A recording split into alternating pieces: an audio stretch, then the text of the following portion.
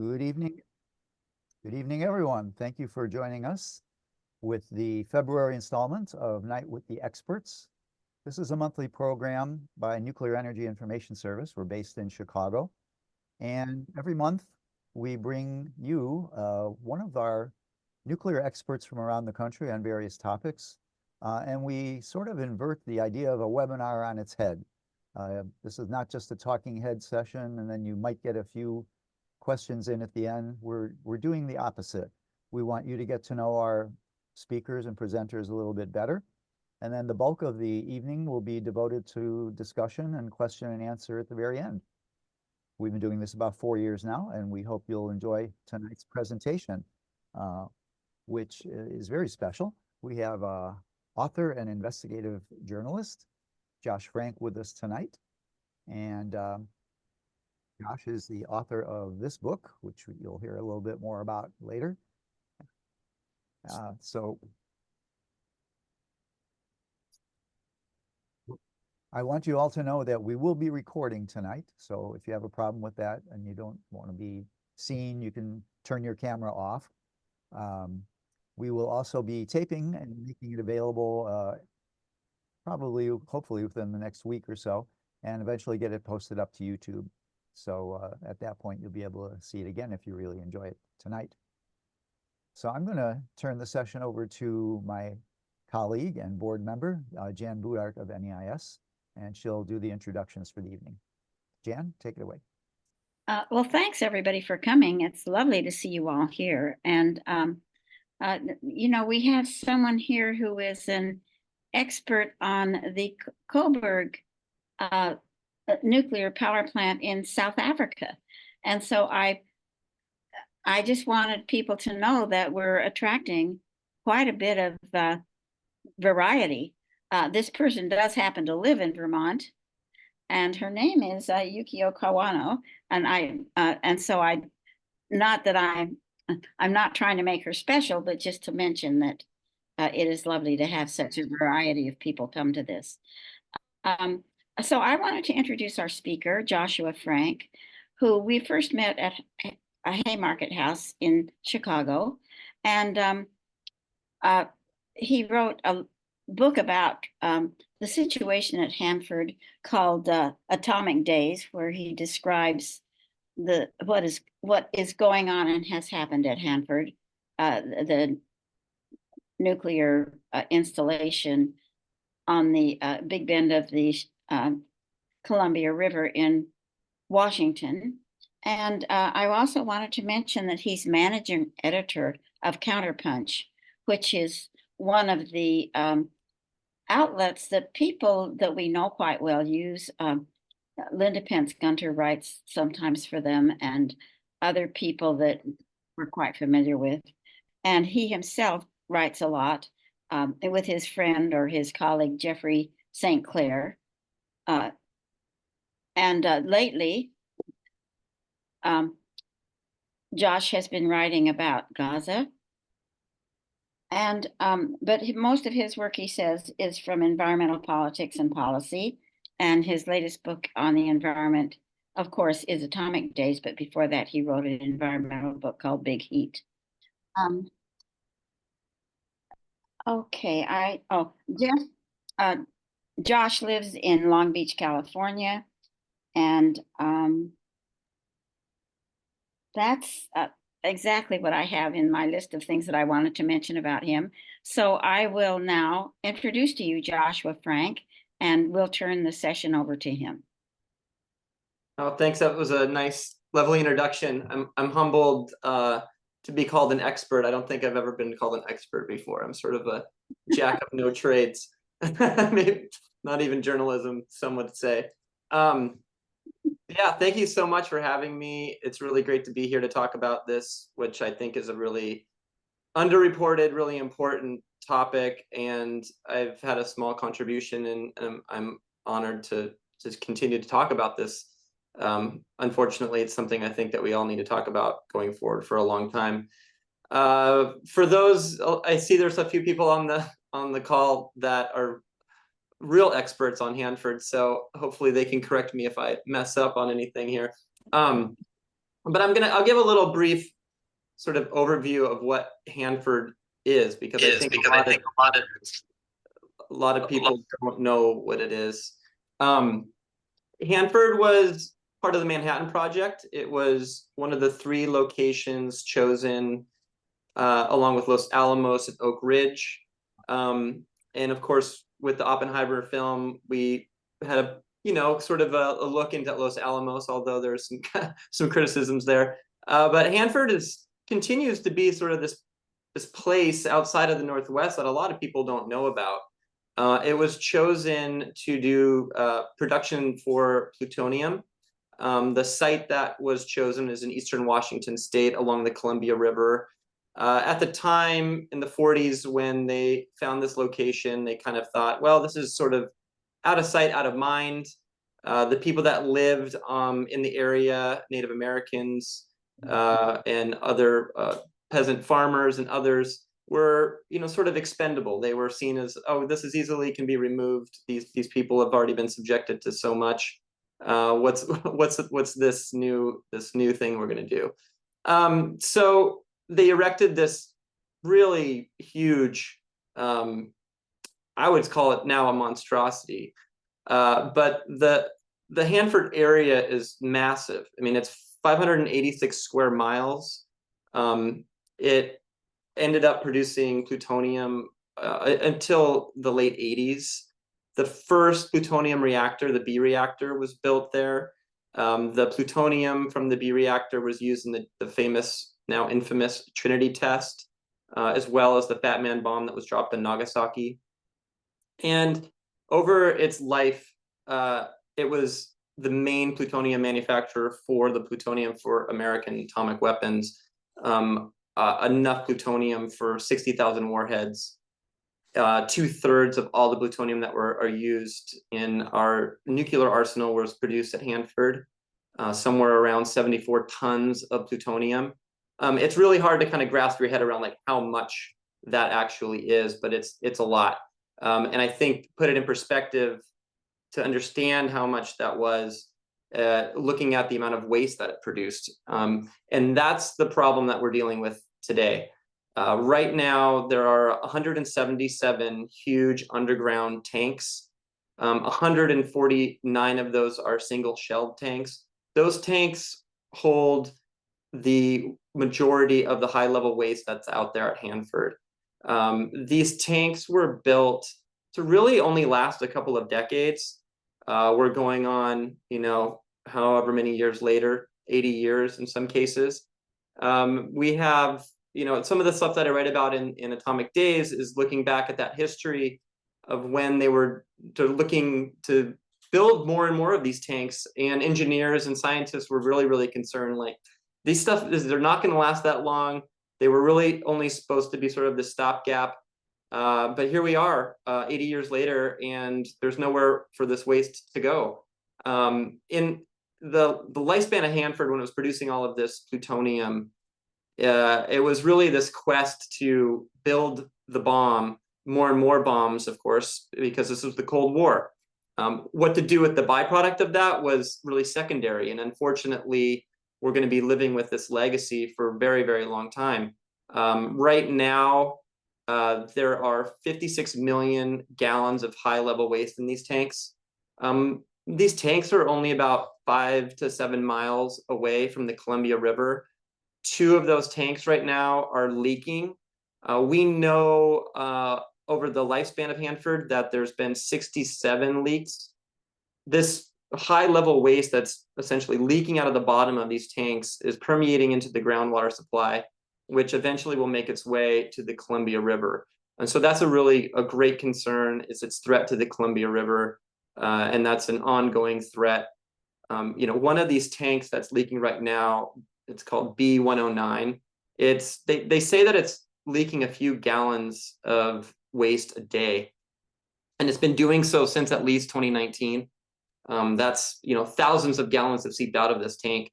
And, it's an interesting thing. Hanford is sort of this, this crazy place where it almost seems like every other day we're finding a new area that has different type of waste, or there's a chemical outbreak in a lab, or just this last summer they found a building that that they had been renovating and were going to tear down, and the Geiger counter started clicking, and they all evacuated and realized it was highly radioactive, and it's only a few hundred yards from the Columbia River. So these are the kind of things that we start hearing about.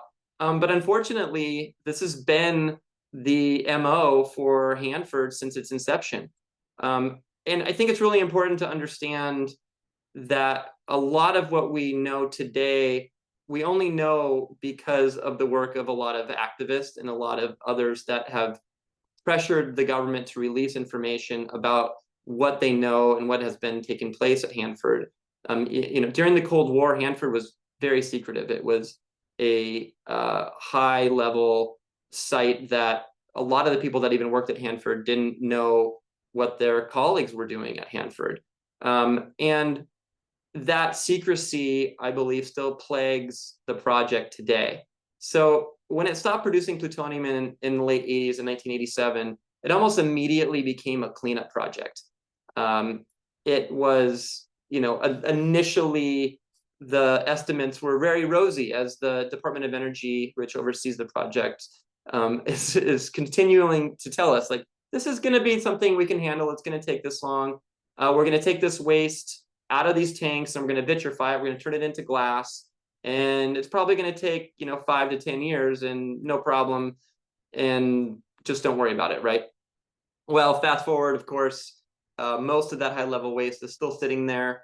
They have not vitrified any high-level waste, and they've wasted $60 billion on one treatment plant alone that has not been even built yet.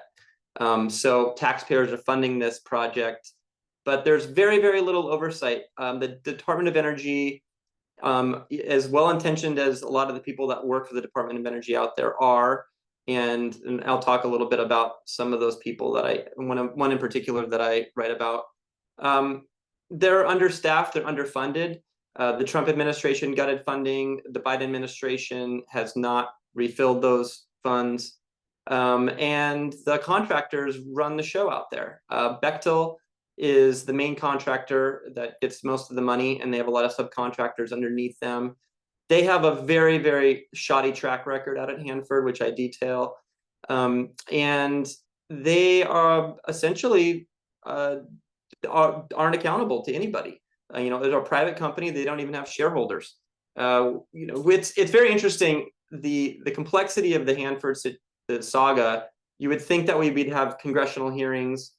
We'd have big annual reports that detail the intricacies of these contracts, these billions of dollars, but we don't. And I think that's on purpose. I think that's because they don't want to let us in. They don't want us to understand where the money's going. They don't want us to understand how it's being spent, or the fact that this job is sort of this perpetual permanent disaster economy, as I call it. And there's no end in sight here. So aside from the groundwater issue, which is a major one, we also have another looming catastrophe that really frightens me. So one of I write about two whistleblowers in the book. One of those whistleblowers, his name is Donald Alexander. He's now retired, but he was a high-level DOE scientist, and he really, I want to say he frightened me, but he also educated me about the potential for a catastrophe in one of these tanks. So a lot of these tanks each one of them has a different makeup of stuff, which makes it very complicated, and one of the reasons why they haven't been able to vitrify anything. He was really worried about hydrogen buildup, and if there is a hydrogen buildup in one of these tanks and something ignites that hydrogen, there could be a massive explosion, which essentially could be a domino effect. And who knows what would happen? This radioactive material in one of these tanks could get into the atmosphere and make its way to Chicago, make its way to the East Coast. And not to mention what it would do and devastate the region immediately around Hanford, including the town of Richland, which is where most of the workers at Hanford live. So he was really, really concerned about this. And he said, look, the longer this stuff sits in these tanks, the greater the risk of a major accident. And he pointed out that there's precedent for this. In 1957, there was an accident at a Hanford sister facility in the Soviet Union called Mayak. There was a major, some of you, know, there was a major accident there, a similar accident, one of their waste tanks. And I write in detail about that as well, because I think it's one of the lesser known accidents, and it's the third largest radioactive release, any accident in the history of the world, but most people have never heard about it. And he was very concerned, and he came back to the United States. He actually went over there in the 90s and shared information with the Soviets about what they knew about Mayak, and came back to the United States very, very concerned about what could potentially happen out at Hanford. And he dedicated the rest of his career to trying to figure out what to do with this waste. So I write about him a lot in the book, and I also write about another contractor named Walter Tamasitis. Walter Tamasitis really explained to me a lot about how the culture of Hanford is inherently corrupt, because it's a for-profit cleanup with very little accountability. And explained how the contractors run the show. And his story is really a sad one. Even though he ended up, filing lawsuits and winning, and did get a nice settlement, completely devastated. He blew the whistle on a project that he thought was being rushed and could potentially lead to an accident or explosion, actually, in one of these facilities. And they silenced him. Wrongfully didn't fire him, essentially, but they did force him out of his job and really ruined his career. So he ended up getting a settlement, and it was completely devastated. But it's I think his story is a testament to how hard it is to make a difference from the inside there at Hanford. And another big thing is the workers out at Hanford and what they're exposed to. These are, going into some of the most dangerous places in the United States, oftentimes with improper, equipment, not adequately trained. A lot of times they don't even know what it is they're going to be exposed to. So there's a lot of complexity with the Hanford project. And my purpose with the book really was to have it serve as an introduction to this much larger problem that a lot of people haven't heard about. I mean, this is the largest environmental remediation project in the world, and the costliest in history. So it's a really, really big issue that a lot of people just simply are not aware of. So I'm happy to take questions and to talk about it. I'm really excited about the activism that has been happening around Hanford. There are a couple of groups that I'm really a fan of. One in Hood River called Columbia Riverkeeper, and one up in Seattle, Hanford Challenge. And then, of course, there is some really great movement within the Native American community. And I write about one activist in the Native American community who is Yakima, named Russell Jim. And when I was doing research for this book, and even before, I wrote a couple pieces for Seattle Weekly, and I met Russell and talked to Russell, and he really explained to me, how Hanford has impacted his people, that, how they were removed from the site, and how he really led a fight to help hold the DOE and the government accountable for what they did to their lands. And in large part, a lot of the information that we have today was due to efforts from Russell Jim. He essentially led an effort to stop Hanford from being a a repository for more high level waste back in the 90s, and even before that. So his story, he died maybe like, I don't know, I guess 5 or 6 years ago now, but his story is in the book, and I think it's it's important to stay positive and when we're dealing with all of these things, of course. But I'm inspired by a lot of the people that are dedicated their careers to this, and I'm happy to play a small role and to spread the word as much as I can.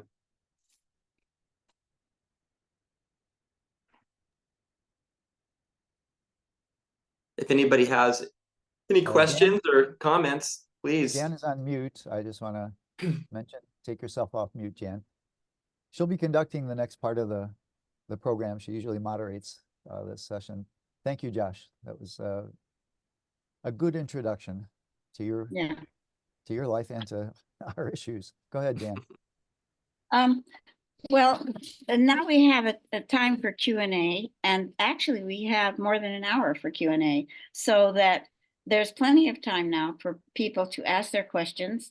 And Dave and I will do our best to keep track of whose hand is up. The best way for you to ask a question is go down to the bottom of your screen where it says reactions, click on reactions, and it will say raise hand. If you raise your hand like this, you'll see it on my screen. You go right to the top. So I will find you very easily. If you don't do that and you just raise your hand right in your square or wherever you are, then I'll try to find you. And if you don't get called upon when you should, please complain. Okay, so the first person we're going to call upon is, I need to go through some rules. So basically, each person can ask one question and then ask a follow-up question. Please don't ask 2 follow-up questions, or don't ask 2 questions at once. And if we go through and we still have time, you can ask a second question later on. Okay, so I've mentioned raised hand from the icon at the bottom of the screen. Or you can go into the chat and say stack. And we'll try to find you in the chat if you've asked for a stack. So we'll call on Camilo Marquez. And would you please ask your question, Camilo? Yes, I've been curious to know what kind of risk is there from the Cascadia subduction zone, and what sort of spread could we see of the radiation if there were a big 9 Richter earthquake? Well, that's a good question. I think there's a lot of problems if the big one hits up in the Northwest. There's also in dry casks along the Columbia leftover waste from the Trojan facility that was shuttered, and that's going to be a problem as well. I mean, Hanford, to answer your question bluntly, I'm not sure. I think any disruption out there with these waste tanks could lead to a catastrophe. Hanford itself, the facility, is in an area that's seismically active, which of course they weren't well aware of at the time of building the facilities. So even without the big one hitting, there's definitely potential for a seismic event that could really disrupt things out there. And it's a big concern. And I think it's part of the concern that we have about what to do with this waste. So we want to get it out of these tanks and do something with it, so that something like an earthquake isn't going to, break it open and release radioactive materials. So it's a problem. If the big one hits, I don't know. I think a lot of the Northwest is in trouble for a lot of reasons. Hanford definitely one of them. But Hanford again, yeah. I mean, Hanford's not on the coast. Hanford's inland, about, I guess, 300 miles from Portland, so another 350 from the coast. So it's not right on the coast, which would make it much worse, of course. Thank you. How about you, Susie Bell? Could you ask your question? Sure, thank you. How do the NRC and Congress view their oversight of this particular site? Yeah. So, one thing I often talk about with Hanford is that it's not about the amount of money that's being spent. I think everybody would agree that no matter the price tag, if the job's getting done and the site will one day be safe, that it's worth spending, right? Unfortunately, there's been a lot of money poured at Hanford and not a lot of progress. There's one representative, Representative Newhouse, who's out in the Tri-City area, which is adjacent to Hanford, is Republican, right-wing Republican, totally in the back pocket of Bechtel. Pat Murray is a senator, also a big proponent of continuing to fund the project, totally in the back pocket of Bechtel. So we have a revolving door problem as well. The Department of Energy, a lot of the people that were once contractors end up working for the Department of Energy. It's the same thing that we know with the military industrial complex and all aspects of our federal government. But I think a lot of our elected officials outside of the Northwest aren't really well aware of Hanford. I mean, a lot of the funds that get allocated to Hanford are buried in these big budgets. Obama, when he was running for Senate, was asked about Hanford, infamously said he'd never heard of it. And Obama, for all the problems one might have with him about other things, he was a very smart guy.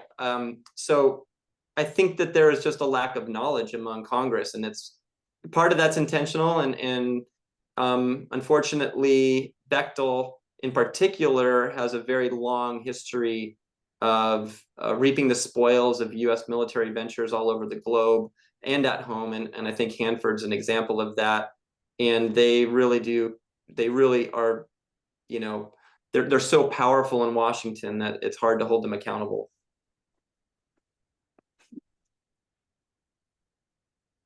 Okay, and someone has asked a question about the sort of sister organization to Hanford Challenge, and I think that he meant the Columbia Riverkeeper.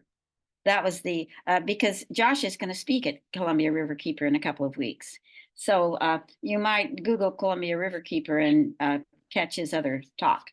Kathleen, go ahead and ask your question. Oh, by the way, Kathleen is on the board at NEIS, and she does a lot of the tech, and she's our treasurer. Thanks, Jan. She's our treasurer. Thank you. Thanks, Josh, so much for your presentation. I'm this idea of being able to take the waste and somehow turn it into glass. What is that process? Is it actually a feasible process, and what's involved in that approach? Yeah, I think that it's feasible. Vitrification has been done at Oak Ridge and other places. The problem with Hanford, as I mentioned, is that this waste in each one of these tanks is diverse. It has, there's thousands of different chemicals that are found in these tanks, as well as this high-level radioactive waste like plutonium and other things. So it makes it extremely difficult because each tank is essentially a different soup, right? So that makes it very, very challenging. But that doesn't mean that it can't be done. I think that there's been so much time and money and effort by well-meaning scientists and specialists and engineers and others to vitrify that they need to continue to move forward with vitrification. There's some talk right now of stopping that process and going back to an old one that they ditched a long time ago to turn this waste into like concrete blocks. There's a lot of ideas. That's really a cost-saving plan, and reclassifying this high-level waste to low-level waste so they can do other things with it. I mean, there's a whole, the politics behind it's a mess. But vitrification really, I think, is the best way forward. That can only be done with liquid waste? Is that the idea? Well, I'm not, I think it can be done with any kind of waste. What they basically do is they fire up this big machine that's super, super hot. And like you would be turning any sand into glass. And in this case, it's waste into glass. So unfortunately, they do have a test facility up and running at the moment, but the first time they spent all this money on this test facility, and they had a ribbon cutting ceremony almost, and fired this thing up, and like a week later it overheated. So it's complicated even to get this thing up and running. With the Oppenheimer film that came out, there's been this renewed interest in the Manhattan Project, I think, and I often think about the complexities of the Hanford cleanup as just as complex, and I would say even more important than the Manhattan Project was. And I think that we, as an international community, needs to get together and figure out what to do about Hanford, because it has ramifications for the entire world. So I think that the US government should be pulling in the best and the brightest from all over the place to figure out how to move this forward. Unfortunately, that is not a priority, of course. But also it's not a priority because it would be uncovering a lot about the military industrial complex of the US and reckoning with our own past, right? Hanford really is the epitome of an American project, in my view. It was a secret military outpost. It developed weapons, fuel. It was built on stolen lands, and now it's a for-profit cleanup. I mean, what else? What's more American than all of these things, right? Unfortunately, that isn't going to change anytime soon. And even within the culture around Hanford, and I write a little bit about Richland. Richland is the town that was born out of the Manhattan Project and Hanford, and the culture in Richland is very interesting. And I grew up in Montana, in a sort of a similar environment, conservative. Richland is very highly educated, but they still celebrate the bomb. I mean, everywhere you look, it seems there's, the high school mascot are the bombers. They have a mushroom cloud exploding out of an R. They hold atomic festivals, and the brew pub there serves beer called plutonium porter. I mean, it's ingrained into the culture so much so. So, having a reckoning with that is going to have, a cultural revolution as well. So I don't know if I answered your question. I kind of babbled, but that's Yeah, no, thank you. That was helpful. Thanks. Well, about vitrification, the biggest example of that is the elephant foot that came out of Chernobyl. And, Chernobyl, the dome was filled with sand. And so when Chernobyl exploded, all of that, the stuff melted down below the reactor vessel and formed this big piece of glass now called the elephant foot. So it's and it's very, very radioactive. People have risked their lives to go down and look at it, and so vitrification is possible, and it happened by accident at Chernobyl. Okay, I want to call on Simri Gomery. Okay, Simri, good. Thank You want to you. introduce yourself and now ask your question. Mhm. Okay, I really enjoyed your book. Thank you for writing it.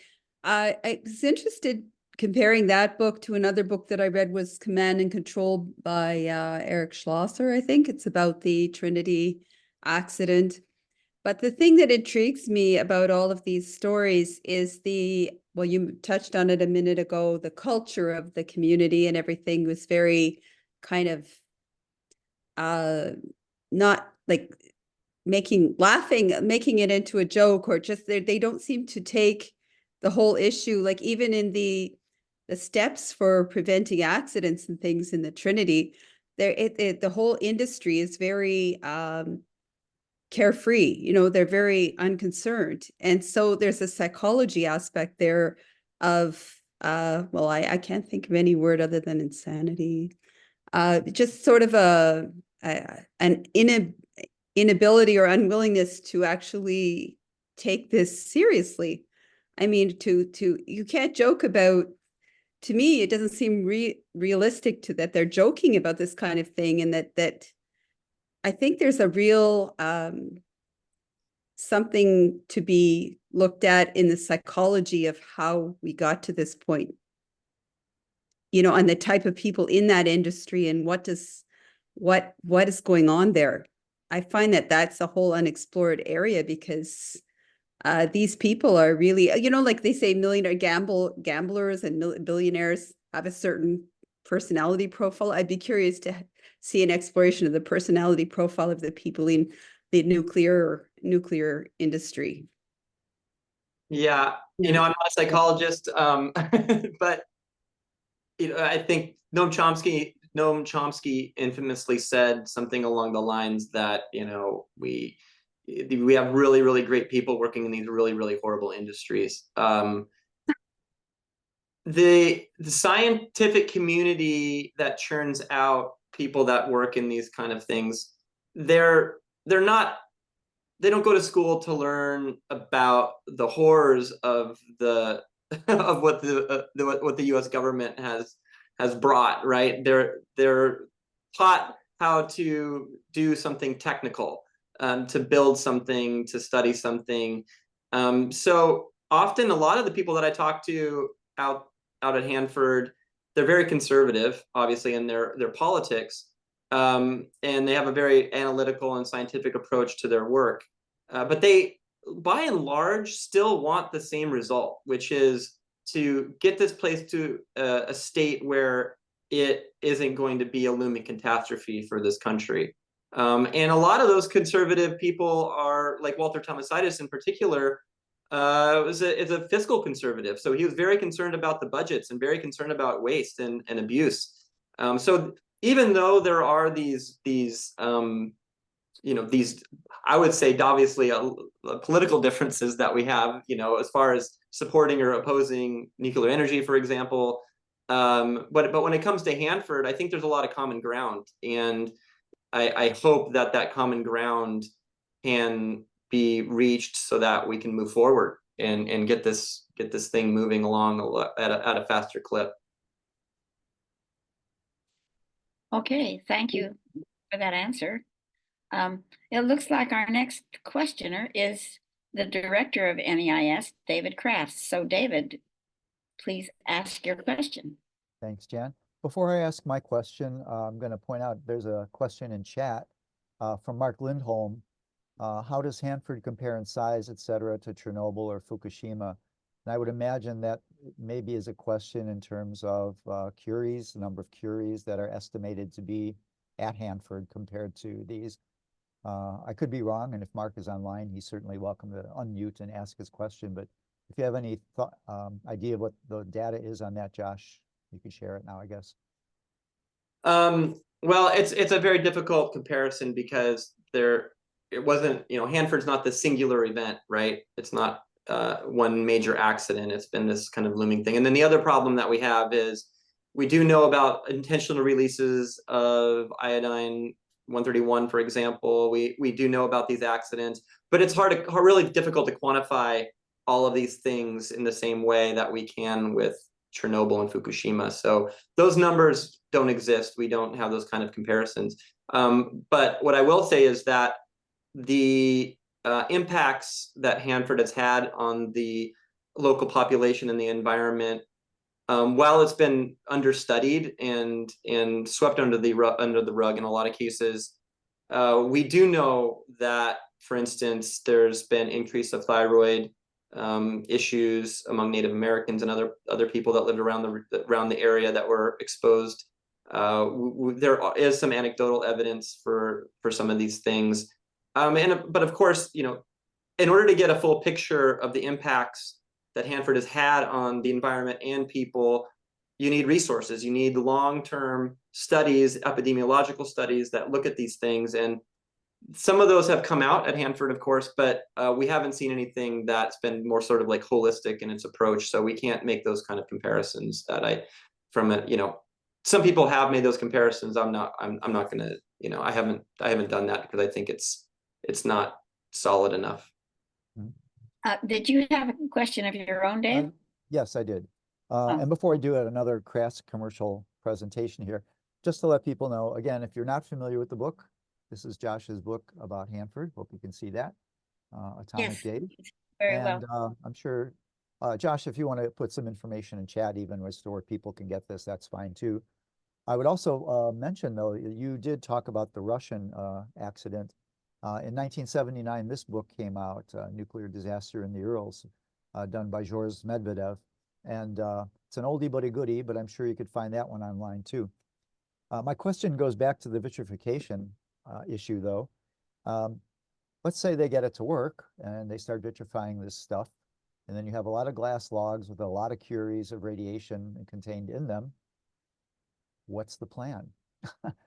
Are they going to keep it on site, or are they going to go to another site and despoil that one, leaving 2 contaminated sites instead of 1? Yeah, that's a good question. I see that Dan Sears is here. He works for Hanford Challenge and probably can answer this question better than I can. My understanding is that if vitrification one day actually works, you know, in 10, 20 years from now, taking those glass rods and storing them off-site in a safe place, is it ever really safe? I would argue no. And then that goes back to the idea of what a cleanup means, you know, and I talked to a lot of people about, oh, the Hanford cleanup. Well, what does that actually mean? I mean, obviously, it's not going to ever get back to what it once was before the mid 1940s, right? I mean, it's never going to be that again for millions of years, if ever. So we just need to get it to a place that isn't a looming catastrophe. And as we know with nuclear waste of any kind, there is no safe place to put it. It never is completely not radioactive, right? We only time will take care of that. So vitrification, while not perfect, I still think is the safest and best approach, and the one that we're so heavily invested in.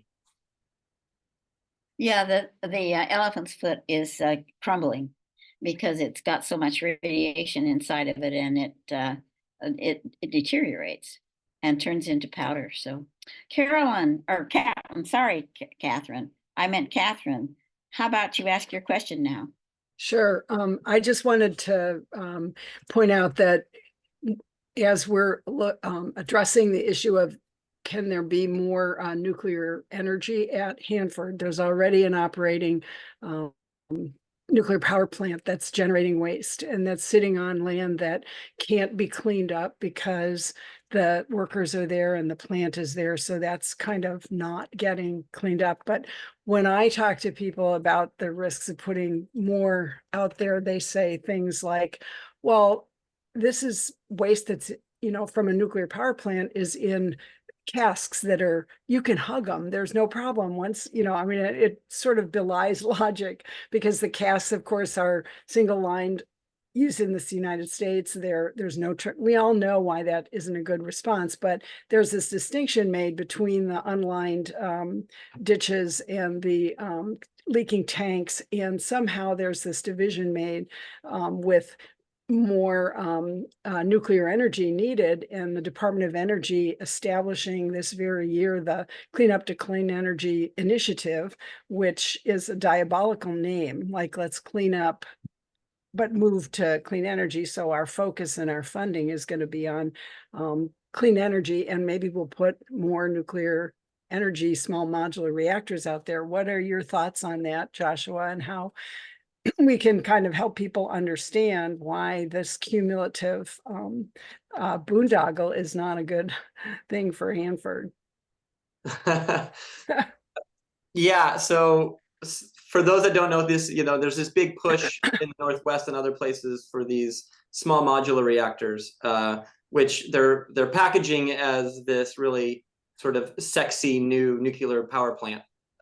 It's the same old technology that's failed in the past, but they are now using it as a potential band-aid or cure for climate change, right? And so it's very attractive to a lot of people that probably aren't very well versed in nuclear power. You know, my generation, I'm a little younger than some of you. We didn't have to fight the battles that were fought in the 70s and 80s. And I think there was not this pressing sort of looming disaster that was always happening. I mean, even Fukushima, for a lot of the Gen Zers, they weren't even like old enough to know about Fukushima or understand the dangers of Fukushima.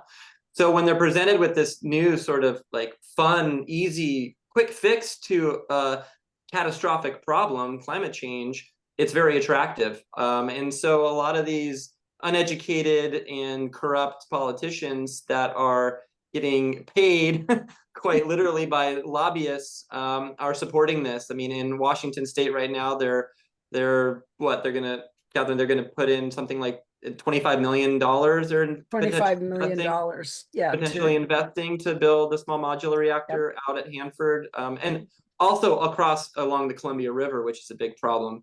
In the state of Oregon, after the Trojan plant was shuttered, they passed a law that no new plants could be built in the state of Oregon unless there was a permanent repository for nuclear waste.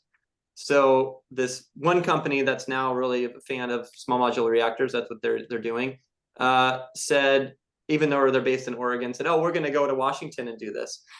So they're also very slick. And then, of course, we have people like Bill Gates and others that are getting on board this really wasteful technology, potentially dangerous technology.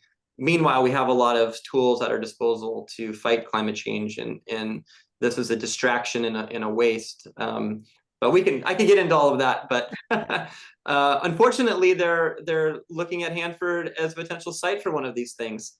So we're fighting the same battles all over again in many ways, and that's unfortunate. But it's great that we're talking about this, because in the end we will win again.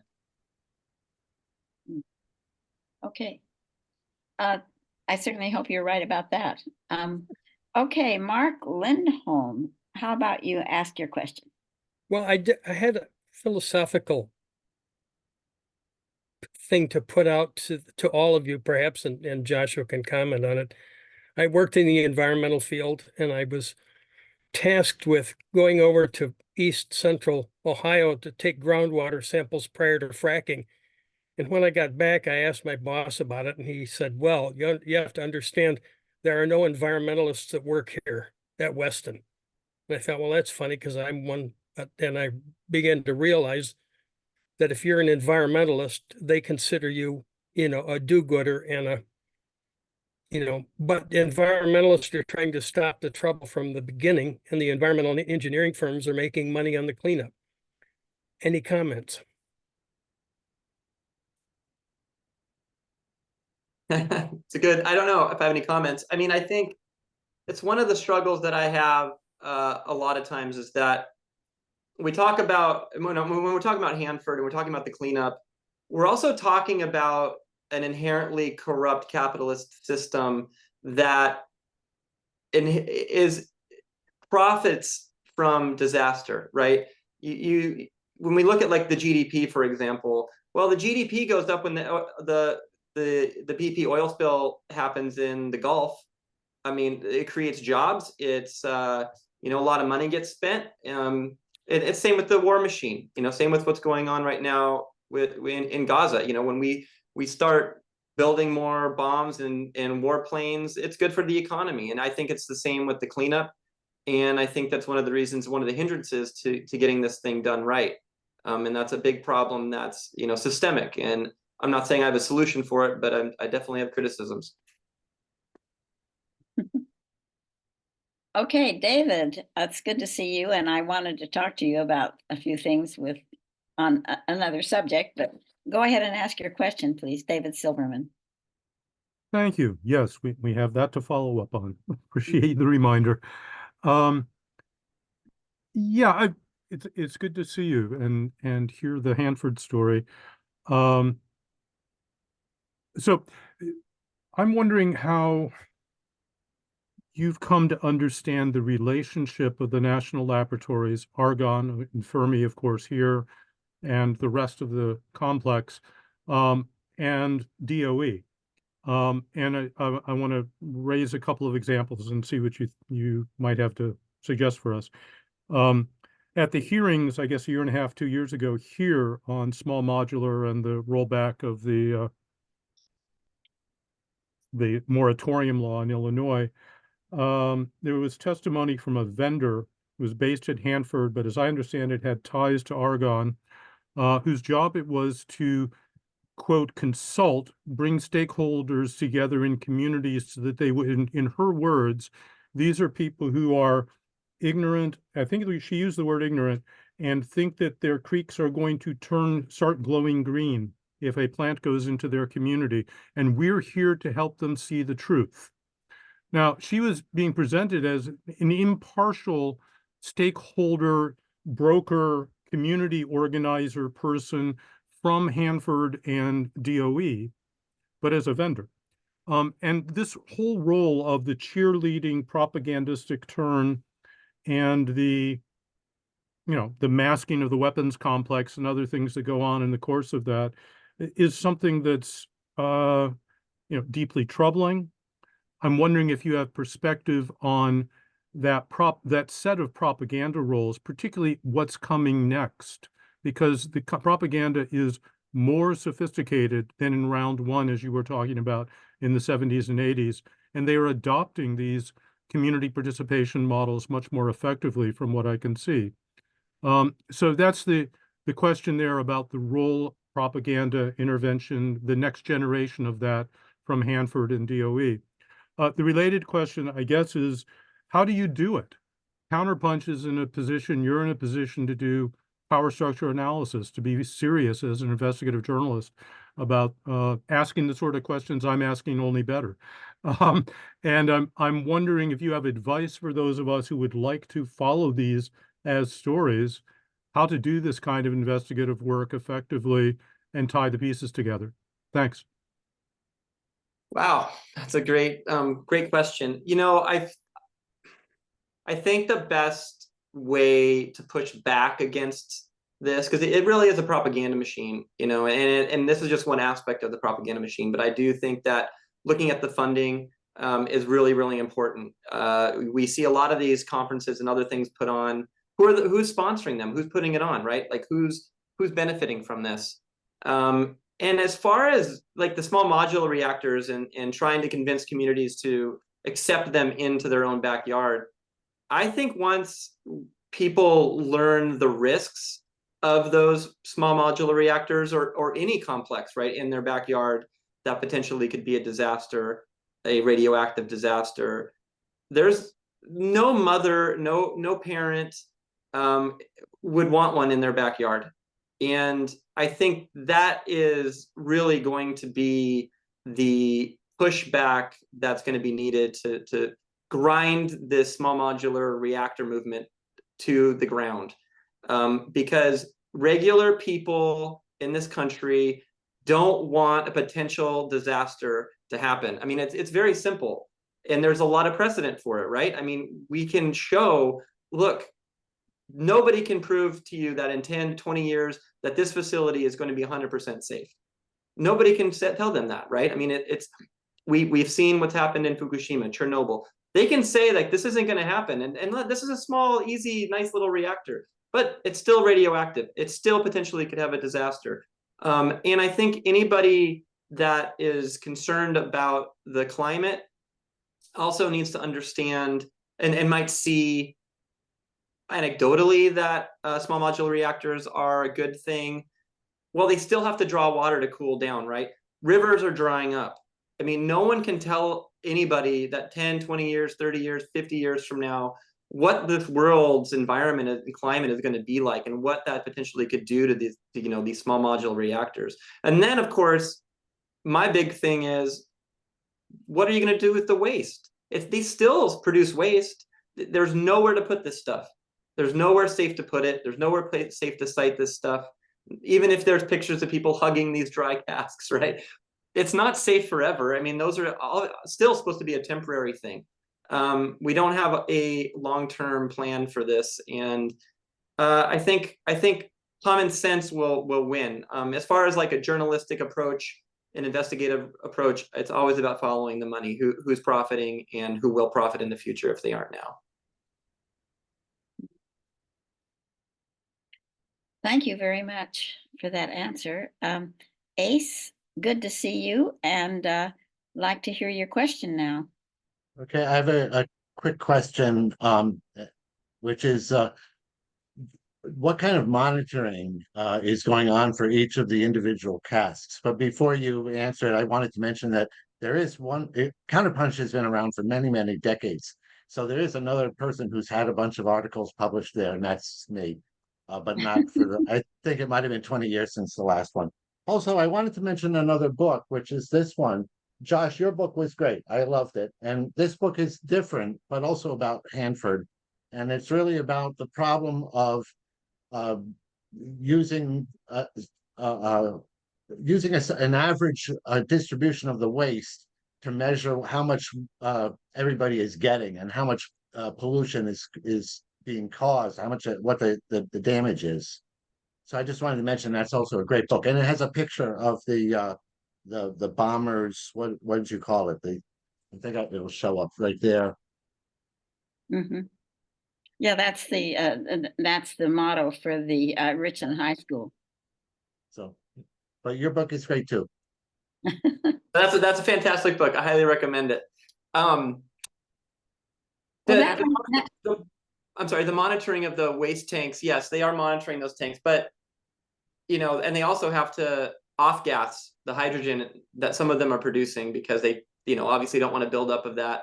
But a lot of that, that monitoring, that's not easily accessible information that the public has, right? If the public were aware of how radioactive these things are, I think we might be a lot more concerned about the potential catastrophe, because it is a catastrophe right now. I mean, these things are literally like, some of them are glowing at night, right? Almost. So yeah, they're monitoring it, but what good is monitoring it if we can't have access, really readily available access to this information? It's the same with the contracts. I mean, yeah, you can dig online and you can find these contracts of these huge, cleanup contracts, but it's a foreign language to most people. I mean, you can't understand this stuff. And that's on purpose, of course, so they say that they're being transparent, but really that they're not. And I think, Ace, that's maybe an article that you should write for Counterpunch. That could be your next piece. We're ready to have you back. Okay. That book came in the mail today, and I read the introduction. It's interesting because she absolutely squelches the idea that we're ever going to get this cleaned up, and she talks about the fact that it's risk and not that we have to measure things by the risk and not by absolute clean, where there is no risk. There's no such thing as no risk. So if anybody else has a question, it's time now for you to step up and ask your question.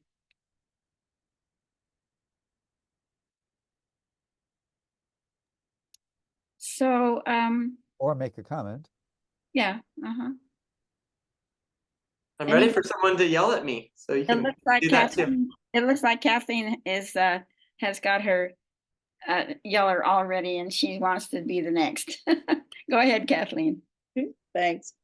So I'm curious, and I had to step away for a second, so I may have missed something here, but why, with the Columbia River, with that area being so so rich, and with so many people, nearby big cities, blah, blah, blah, why aren't the politicians up in arms about this? Do they not know about it? Are they in the pockets of the bureaucracy? Or I mean, this is such a huge risk to so many people, and so I'm just curious, is there been efforts to educate them, and or are they just so either oblivious, or are they just in the pockets of, or is it too complicated for them to get? Well, I don't know if there's an easy answer to that. I think first and foremost, the true risks that Hanford poses aren't well reported on. I come from a journalistic perspective, but I've worked in environmental nonprofits. I've I've been in that side of things as well. And it's really hard to break through with information that is doomsday-ish in a way, because first of all, you have the Department of Energy and you have these contractors that always are downplaying things, and they have historically forever, saying, oh, it's not as bad as you think. It's not as bad as you think, you know, until there's a disaster, until something major happens. And then, oh, wait, you know, it was a bad apple, something, you know, instead of this being a systemic problem or a problem inherent with the technology itself. So I think there's that, right? I think there's this wall of ignorance that's intentional, and it's intentional by those who are in control. So that's the job of a journalist to get that out there. You know, but this isn't a sexy story. This isn't something that sells a bunch of newspapers or books or whatever. I mean, you know, it's kind of it's drab, right? I mean, it's like not that exciting. So that's a problem. And but again, like, and like I said, Dan Sears is here with the Columbia River Keeper. There's a lot of people working on this issue. And I do think that it's a growing concern for those that live along the Columbia River, because there are 2 of these tanks right now leaking. And what kind of risk does that pose to the Columbia River? I mean, what kind of monitoring is going on? What is impact on fish? What's impact? You know, this is the Columbia River feeds tens of thousands of Northwest farmers. These farmers should be worried about this. You know, and this is happening now. This isn't a doomsday-ish thing. This is like right now. But I also think it has to do with the American psyche, that it's really hard to change our behaviors when they don't, you know, I think about climate change a lot. You know, I think it's very easy to just kind of forget about this stuff because that's how we survive. And I think if we're constantly worrying about stuff, and you know, and this in Hanford is just another one of those things. It's just like, oh, okay, now another thing to worry about. So I think that's part of it as well.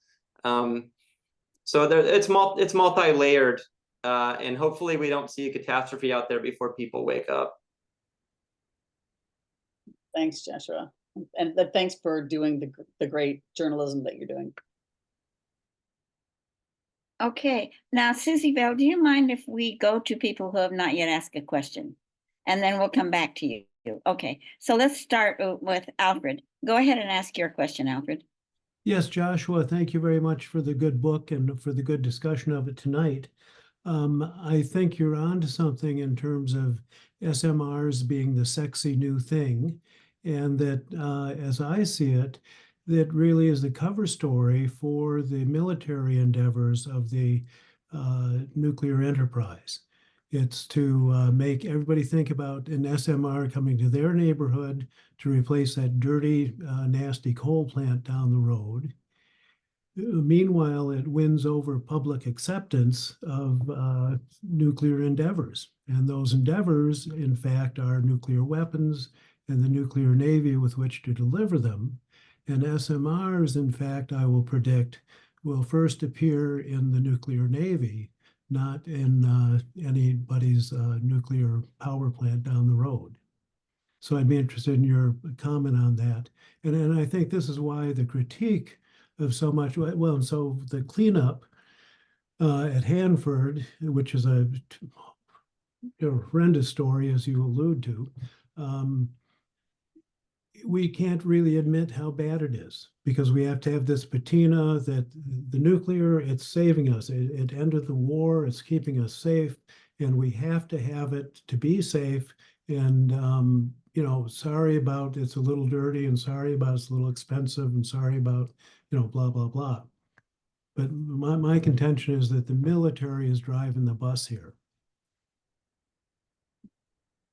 Well, as we know, nuclear power and nuclear weapons have always been intricately connected, at a policy level, at a governmental level, at a historic level. I mean, we know, for instance, France, Macron said a few years ago, hey, we have to fund one because it funds the other. You know, he was very explicit about that. And that's the same case here. I mean, obviously, because the fission process produces, produces a waste that potentially could then be used in a bomb, the government is always going to be involved in the process, no matter what country we're talking about.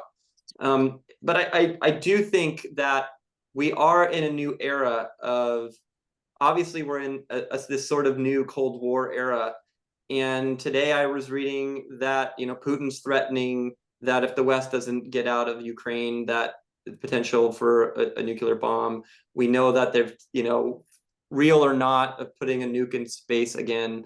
You know, there's very real threats. And I think the small modular reactors are definitely a part of that. I know that fusion is a part of that, which is another problem that it's being, you know, this is coming out of the military. The military produced nuclear power, and they're going to be, you know, very involved in any whatever waste is produced from these things. So I think that pushing back against SMRs is also pushing back against the larger nuclear project that is the United States. And I think that's very, very intricately related and important and difficult to parse out and explain to people. But I think you did a good job of doing that. Okay, so we're putting off Susie Bell and Catherine to go to Lara Rojo. And Lara Rojo is a big supporter of NEIS, and we're very glad to see you here, Lara. And would you please ask your question? I'll be quick. I am wanting to know how we can be more effective in working together. And that is part of what I see as one of the only voices in Texas that has this issue. There are others, but we can't get the publicity. We can't get a public voice that makes a difference. And I think we need to think about how a system that we can work together and not be in our little silos. I would like to be more effective in what I do. I work mostly with Comanche Peak. I'm very concerned about Hanford, and I'm concerned about all these places that I read about, but I'm willing to work for the whole, but I don't have a voice that's going to be heard in any other state. So people are trying to work and trying to get their bills paid. We have to have a message that is concise and shocking, honestly, and very clear and repeatable. It has to be something other people can say quickly, easily, and understand. I think, Joshua, you're very clear about how complicated this is, and most people don't understand it. I think all of you have a great deal of knowledge, much more than I do. And I'm willing to work together, but I'm pulled in a million directions, just like many of you. So I need a process that we can work together and achieve a common goal that we agree on. And I think basically we have a little bit of variation in that common goal, but I think we can arrive at a common goal. So that's my proposal. And I really appreciate seeing so many people on this call. And Joshua, thank you. I've ordered your book. Thank you. Thanks. You can get it from the library too. That's cool. Yeah, I think that's a really, I mean, I'm not an organizer, but one thing I have seen and I witnessed all the time is that even within the environmental community, the nuclear issue, unfortunately, is contentious. And that's a problem when it comes to organizing people.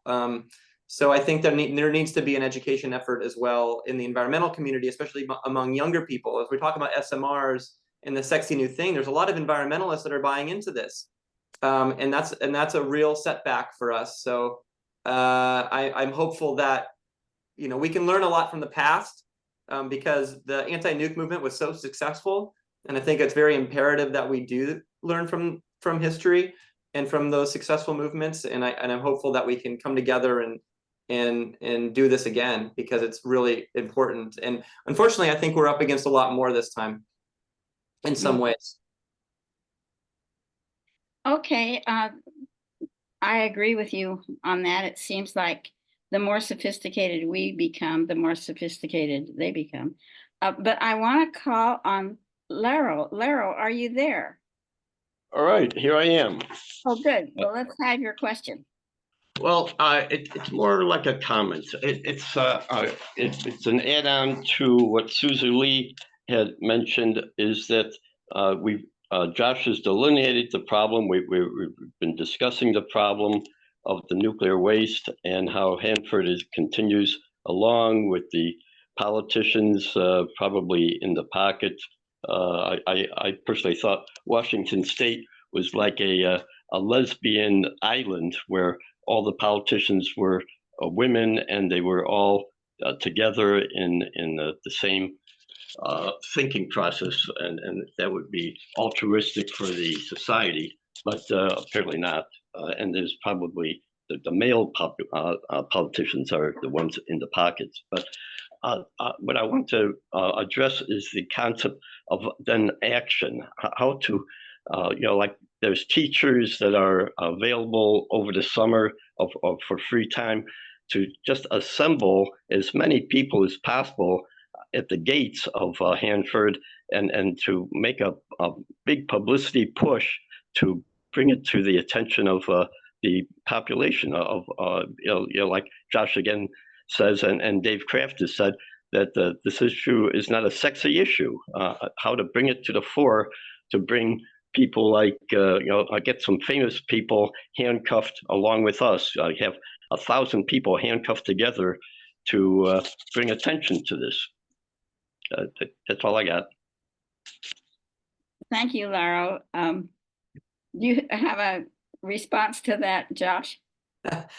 Well, the only thing I'll say is that, even in Richland, I mean, yeah, this isn't a popular issue. It's not a sexy issue, but there are a lot of people working on this issue. In talking about Richland, it's easy to rag on Richland and the high school mascot, but there's kids at the high school in Richland that have been working to try to get that mascot changed. So I think empowering those people, there's a lot of Native Americans that have been working on this issue for a very long time. Empowering those communities and those activists that have been on the ground a lot longer than I've been around is really important as well. And that's something that we can do, is be a support network for all of those people and those movements. And I heard a story about an exchange student that went to Richland High, and she was from Japan, and she was from the city that would have been bombed if it hadn't been overcast that day and the plane went over to Nagasaki instead. Did I get that right? Yeah. So she was kind of a lesson for the kids in Richland, because she got acquainted with them, and she wouldn't have been there if the weather had been different that day. Okay, I'm going to call on Pat Bola because she hasn't given us a question yet. So Pat, why don't you ask your question now? Okay. Can you hear me okay? You're good, yeah. Okay. I'm in Texas and I've worked with Susie Bell. We've fought with others on the nuclear waste dumps in West Texas and New Mexico. I think a lot of people in a lot of places would just love to send their nuclear waste here because, out there in the West Texas, that's a great place to put it. But there are a lot of complications. I would like to, I've had deep conversations with some of my dear, strong environmental friends, and it worries me because they're good in so many ways, but they say, oh, climate change is such a big problem, we have to have nuclear. And so far, I've not been able to convince them. And I don't know, maybe his book would help. Do you have any suggestions? They also think, oh, these small nuclear reactors will be the answer. And I'm not effective in convincing. Help. Well, I can say, Pat, that Texas is lucky to have you. So that's great. And Susie Bell.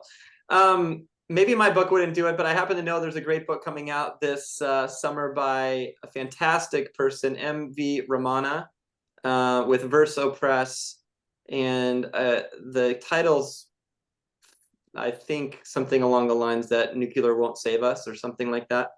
And I've read the book, and it's, I mean, it's a definitive argument, and I don't think anybody that reads this book would think that nuclear is an answer. When I have this conversation with people, and I'm not an expert like Ramana, you know, it comes down to the time frame. I mean, you don't have to talk about the waste or the accidents, but nuclear isn't going to solve the climate crisis because it's never going to be rolled out fast enough to do it. Even if all of the myths and the lies that they talk about are true and not lies and myths, even if all of that propaganda wasn't propaganda and it's true, it's still not going to happen fast enough. And so that to me is end of story, right? I mean, we need to be rolling out things that are going to have an impact now and not in 20 years because it's going to be too late. Yeah, that's what my husband says. Okay, I did want to mention that NEIS has a video about the fact that nuclear is not a solution to climate change. And I think if you go to the NEIS website at neis.org, you can access that video, and it's probably something like 10 minutes or less long. So it's a really good resource for people to explain to others that nuclear power is not going to be a solution to climate change. Plus, we have our favorite slogan, real climate solutions are not radioactive. So, Jan, this is Dave. I would also mention Kathleen Rude put the link to that. It's an Oh. animation, by the way. It's about 12 minutes long. It's in the chat. So make sure you save the chat before you sign off tonight. And if not, we save it and you can contact us later and we'll send it to you. yeah, Back we'll to you. save, we do save the chat. Okay, I have to jump to Joni because she hasn't gotten a question in yet. So Joni, let's hear from you. Hi, good evening. I'm Joni Ahrens. I'm with Concerned Citizens for Nuclear Safety in Santa Fe, New Mexico. And I just wanted to talk a little bit about Hanford and WIP, the Waste Isolation Pilot Plant for Transuranic Waste that's in southeastern New Mexico.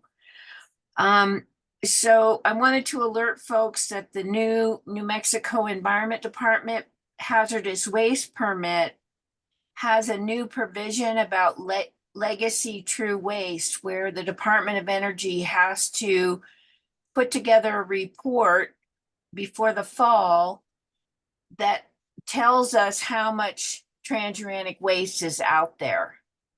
And I understand from Maya Burke with Hanford Challenge that they haven't really been to Hanford yet. I think it's really important for your voices to be out there about this report because Hanford hasn't been shipping, or they only shipped a little bit compared to like Idaho or Rocky Flats. So it's just kind of a red flag. So you can go to whip.energy.gov to learn more. So I guess I have a commercial that maybe Josh might have a comment about. I have no comment. That's great. Okay. Thanks, Joni. I'll put the link in the chat. Thank you. Okay, we're on our second round now, and so I'm going to call on Catherine again. Go ahead, Catherine. I just wanted to say that what we're running into out here in Washington is that on a bipartisan level, what's going on with the federal administration is also happening in our state government, and there doesn't seem to be any critical thinking or any what's it called, due diligence happening.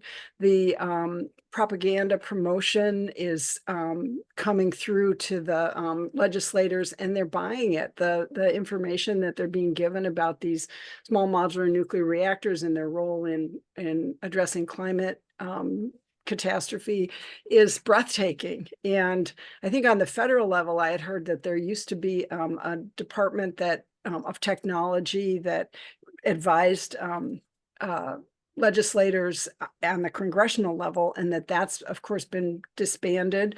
So I think from the perspective of getting through to legislators and really pushing them to do due diligence, not when a session is underway and they're getting blanketed with all the promotion, but we have to work on providing materials for these legislators and their staffs to see that there is a lot of promotion going on that's not accurate. And it's daunting, but that's, I think, why we have so many Democrats as well as Republicans out here in Washington that are willing to put $25 million into this boondoggle. And the gentleman who said that it was all women out here and maybe it's gone over to the men, Marie Cantwell and Patty Murray are very much behind what's going on, and so are the other women legislators, as well as our climate champion Democrats.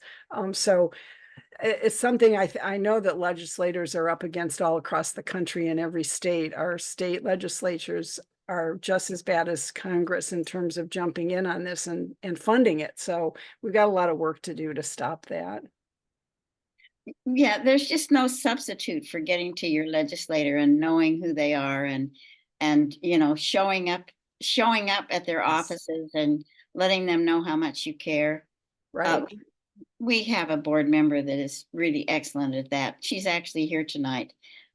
So I want to call on Mana Jo because she hasn't said anything yet. Go ahead, Mana Jo. Thank you. I just want to let folks know that we are planning a congressional briefing or ideally hearing, and we have bipartisan support here in New York. We have two Republicans and one Democrat that will sponsor it. I don't have details or a date yet, but what we're going to do is point to the science that's not been incorporated into NRC policy or regulations, and identify the gaps in oversight and make recommendations for the solutions. So that's in the works, and when I have more details, we'll send it around and then try and ask your congressional representatives to co-sponsor or support it, and certainly to attend it. Thank you, Mana Jo. And I have been skipping over Josh's response. So Josh, you I don't have a response. It's great to listen to people. I mean, I talked to a group from Spokane, Washington a couple of weeks ago, and I wasn't aware of this, but they passed, I believe, a city council resolution saying that they are going to ban nuclear power and anything nuclear in the city. And I think about that in respect to what's going on in Gaza, and we're having a lot of ceasefire resolutions being passed across the country. It is okay to go to your city council person with something that might be national and tell them to take a stand on it. But in the case of nuclear energy, you don't have to wait for the SMR bandits to be knocking on your door. You can go to your city council now and educate them and say, hey, if this ever comes up, let's be on the record that we are going to push back against this. Because I think the more city councils that come out, the more legislation that gets passed, the harder it's going to be, and it's going to be a hurdle for these corporations, and they're not going to want to invest this kind of money into a place that they know there's already going to be a resistance to this, right? So I think it's a good tactic.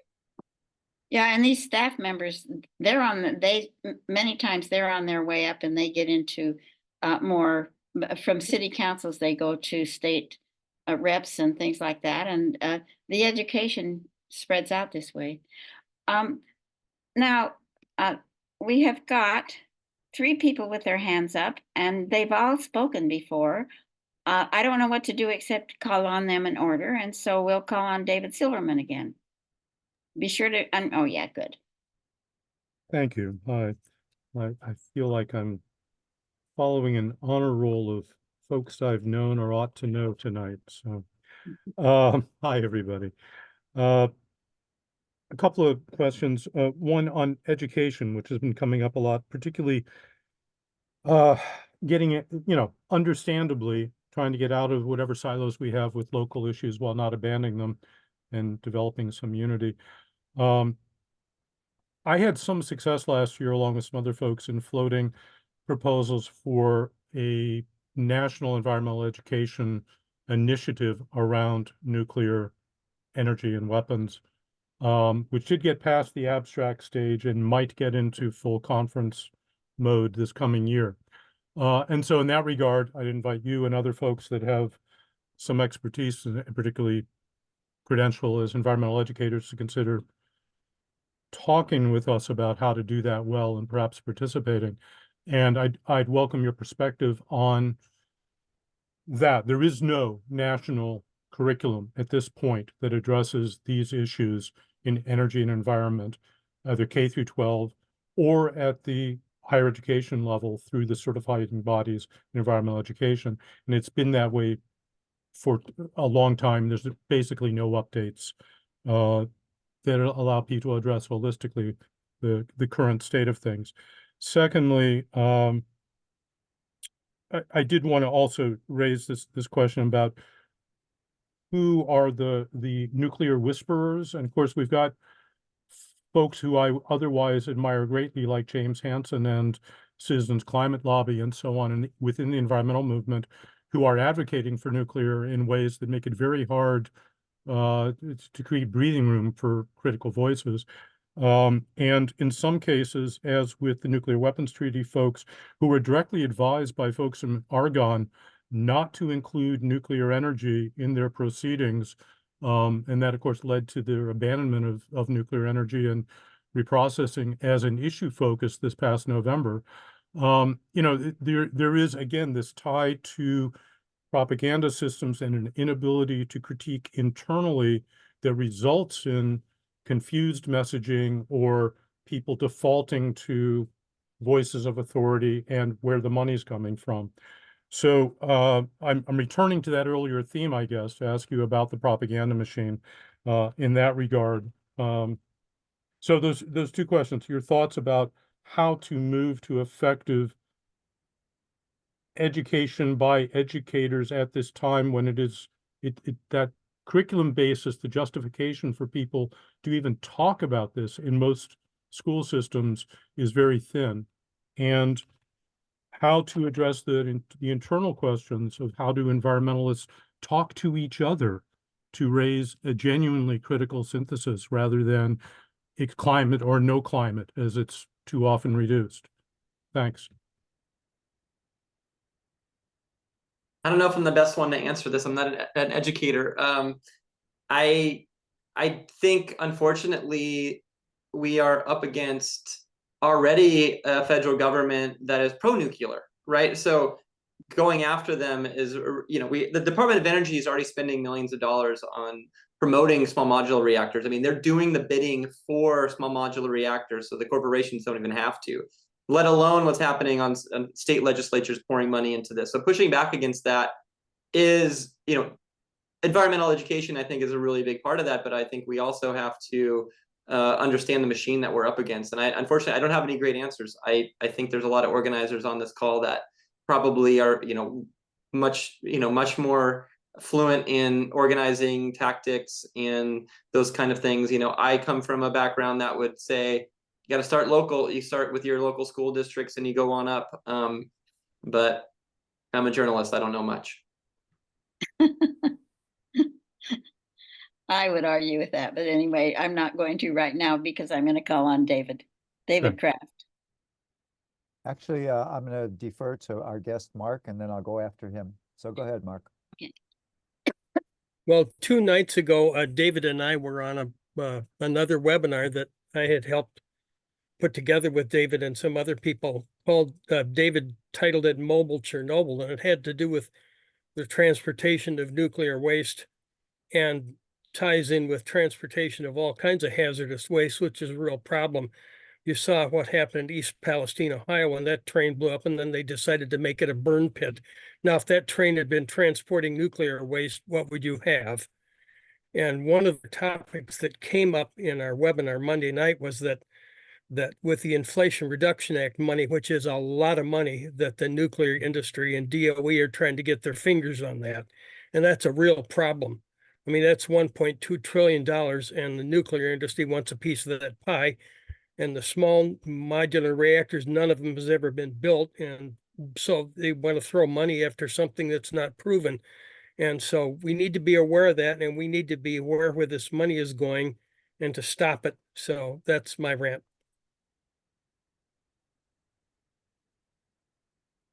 Any response, Josh? No, that's great. I agree. Okay, Dave, it looks like your turn. Okay. I hope this one doesn't meander too much, but it might. It runs the risk of doing so. This June, NEIS turns 43. And those of you who are in the gallery mode here, if you run down who's showing up here to listen tonight, you're going to see an awful lot of gray and silver hair, which is quite typical of these events, unfortunately. And we've all been talking about the issue of how do we involve new people? How do we involve young people? I don't want anyone to take what I'm going to say as a scolding, but it's more of a 43-year-old observation, and see where we can use it to answer Susie Bell's very important question of how do we focus the message and get heard. The first demonstration I ever went to was at the Zion Nuclear Power Plant north of Chicago. That would have been 1979 or 80. And there was a very vibrant performer on the stage, let's put it that way, who really went after the audience in a lot of ways. But the thing that really has stuck with me for 43 years, he says, you know, you Midwesterners, you're really polite. And polite people get polluted. And I think that's maybe something we've forgotten, partly because we're tired.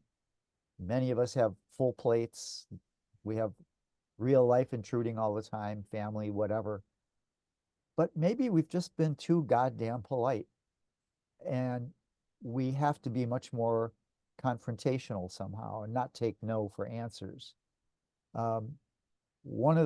Another thing I had an activist say to me many, many years ago is, if you're going to be an activist or you're going to be an organizer, you have to be prepared to be embarrassed. You have to be willing to be humiliated. And once we break through that fear or whatever it is that it's attached to it, I think we start opening the door to answering Susie Bell's question. I'm going to cut it off in a second here, because I could go on this for a while, but I just want to point out, you all know that there are national groups out here, and you all know that those national groups have produced fact sheets, videos, you name it.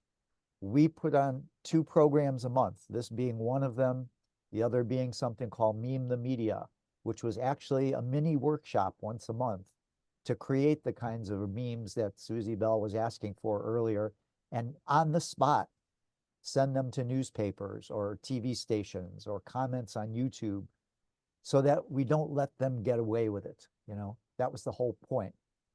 The reason I bring this up, though, is as I look across the attendance tonight, I'm really glad y'all came, but I love you and I see too much of you. And what I mean by that is there have to be new people coming to these things. So I'm considering maybe next month we're going to have an admission fee that you will not be allowed on Night with the Experts unless you bring someone who was never here before. Puts it on you. We have to grow this movement one at a time. We got to be willing to humiliate ourselves to our friends and our family. If you have to beg on the floor and say, oh, just do it for me, do it. We had the same problem with Meme the Media. The first couple were blockbusters, and I have to admit, you Texans really had a great one. We had one night, it was all Texans. It was really great.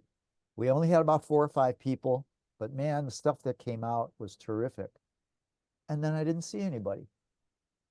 So we get down to 2 or 3 people. We're not doing our job with the media. This is the kind of thing that we as a movement have to confront and stop. We have to use the resources that are made available, but not just once, not just twice. There has to be something sustained about it and something that makes it grow over time. So again, I'm not saying this as a criticism of anybody. I am including myself in all of these observations and critiques, but I'm just kind of responding to the message that has come up over and over again from some of you tonight. What do we do different? Well, we do something different. That's what we do. So, all right. Long rant. Thank you for it. I don't know if you want to even respond to that one, Josh. I mean, I know you're only a journalist, but you know, you have a right to respond. You have a right to respond to it if you want. No, I mean, all I would say is that, you know, I've done a lot of these things. I've talked to a lot of people, a lot of Zoom calls, and done a lot of book talks, and there is a generational divide. But it's changing. I am hopeful that it's changing. And a lot of that, unfortunately, has to do with there's this resurgence, right, with the SMRs. But what that also means is that there's, you know, new uranium mines going on. You know, there's a lot of stuff happening at the local level that people are like, what the hell is this all about? And so there is action happening, and it's not happening fast enough. And there's a lot of stuff going on in the world, obviously. But you know, I think your plan is a good one. And I will say, you know, this new generation of activists, they are totally fine with not being polite. So if we can get them on board, I think they're going to teach us a thing or two.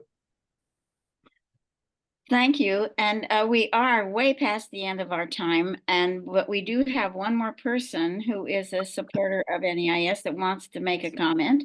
So if it's okay with you, Josh, and then this will be the last comment, folks, because it's already like 20 to the next hour. So Stephen Sondheim, go ahead and say what you have to say. Hi, well, thanks so much for this. I'm in the Sierra Club in a group that's anti-nuclear, and I want give some input here. I think the radioactive and the radioactive waste threats are damn good reasons why a community wouldn't want an SMR. But I think one of the other big factors is the cost. And it's obviously going to raise utility rates. Some of the government money will be used, but then over time, and you know, the real deal is even if they built them all, it would only affect climate change not till the mid-40s. And even then, no great deal. So I think with the local communities, it's the cost factor and the questions that need to be asked, along with the threat to the people in the environment. I just wanted to say that. Thank you.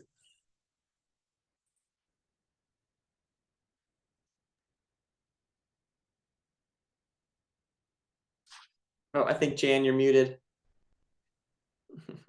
Okay, we did hear from our friend in Michigan, Craig Schultz. He says, thank you for your book and for spending time with us tonight. So anyway, I think many of us feel that way. Oh, Ivy. Okay, Ivy. I said this would be our last. I just popped up because y'all were so down about like the age of the people here. And like, I have so much love for you all. You all inspire me so much. And I always carry you in my hearts. And whenever I like meet younger activists, I say like, you have to recognize our elders who've been fighting this fight since I was born, since I'm older than they are, and since before they were born. And I gotta say that the real connection that you can make with these radical young people is just like the author was saying, capitalism is the connection and extraction is the connection, because when people talk about um how nuclear is an answer to climate change, I always point out that they're leaving out the extraction, and then people get it because it's no different from fossil fuel. It's worse than fossil fuel, yes, but the extraction is a easy way to get the connection there. Thank you, Ivy. And do you have a last comment, Joshua? No, just thanks everybody for coming out. I mean, like Ivy, I'm very inspired by all of the work that you all do. One of the great things about doing this book is that I get to meet people and see people, and I'm really grateful for that because, you know, I wrote most of this book during COVID when it was like we're all locked down, and it's been able to get me out there into the world to the people that are actually making a difference. So I really appreciate that, and you inspire me, and just keep doing what you're doing. You know, I mean, that's all we can do, right? Just keep fighting, be hopeful, and don't give up, because the bastards on the other side never do. Okay, thank you. And I do have to mention that Ivy is part of Extinction Rebellion.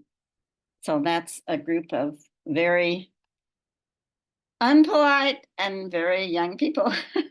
Okay. Thanks everyone for coming. And Dave, I think you ought to maybe want to make a last comment. Yes, more than comments. Let me just share the screen to start with here.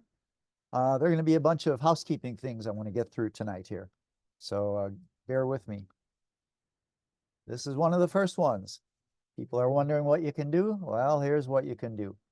For the first time, I think ever, the International Uranium Film Festival is coming to North America, and it is touring around the country between now, or actually in about a week or two, all the way through May. And there will be various stops and destinations beginning in Arizona, New Mexico.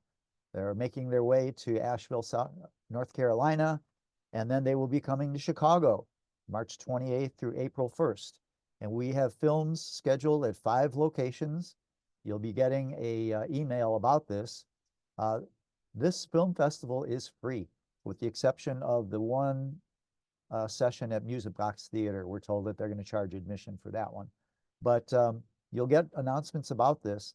There are 16 films from filmmakers all over the world, not just about uranium mining, but about nuclear and climate and many other nuclear issues.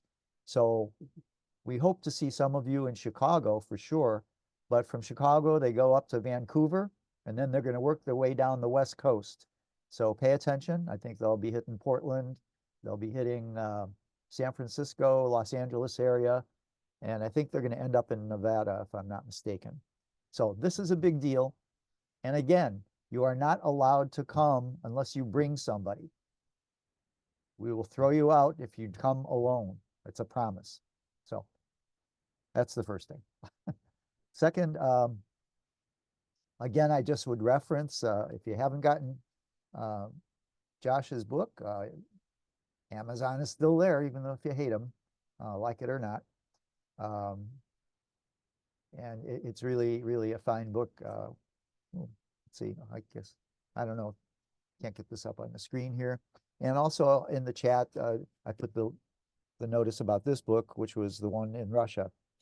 What we usually do is we send the chat to everyone who attended. So within about an hour or so, you will have a copy of the chat. This is one of the richest chats we have had in a long time because there's so many useful links in it and so many good suggestions and dialogues. So you'll all get a copy of that. In terms of what we do, this is a filmed event, as we said earlier, and it takes us a while to get them edited, but if you really, really, really need a copy of tonight's program, we can send you the private Zoom link if you promise not to post it or share it around. So you have to send us an email to do that, neis@neis.org. Now, I'll put that in the chat right now so everybody has it just in case. Oh, that's your email. That's not the Zoom link. The link is NEIS. If you want the Zoom link, you have to send me an email. Okay. Right. Okay. Now, so the final thing is next month we will have Night with the Experts once again. Let me get we're doing it slightly early. Usually we do it the last Thursday, but the last Thursday of the month, we are going to be doing the International Film Festival. So the next month's Night with the Experts will be on March 21st, the third Thursday. And Jan, you want to tell folks who we have for that one? Oh, yeah, we're having Mary Beth Brangan and Jim Heddle, who did the and Morgan Peterson might also come because the three of them did the film SOS, San Onofre Syndrome and the Legacy of Nuclear Power. And so it's very exciting because they got their film done and it's being shown around. We're going to be showing it at the Uranium Film Festival. So come tonight with the experts on the 21st and come to the Uranium Film Festival the next week. It is the first time it's been shown in Chicago, but it has been shown around New Mexico and Arizona in the past. Thank you very much, everyone, for coming. Stand corrected. All right, Joshua, thank you so much for your presentation. You're sharing with us tonight. It wasn't really it was more of a dialogue than a presentation. I hope you had as good a time as we did, first of all. And if you could stick around when we wrap up, there's just a few little housekeeping things I want to take care of with you. So thank you all for joining us tonight. We hope you and your guest will join us next month. And in the meantime, use the chat. And as my friend Deb Katz from New England says, make them miserable. Yeah. Good night, everyone.